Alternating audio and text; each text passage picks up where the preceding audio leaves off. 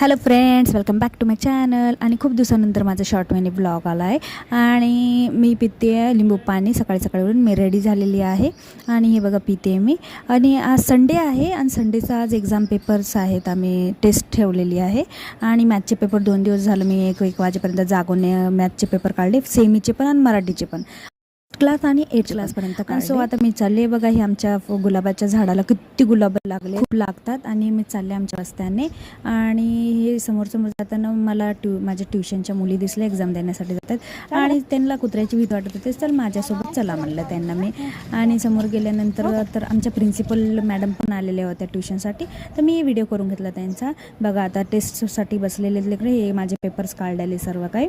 आणि अशा प्रकारे यांनी एक्झाम दिली आहे, सॉल्व केले पूर्ण क्वेश्चन आन्सर्स.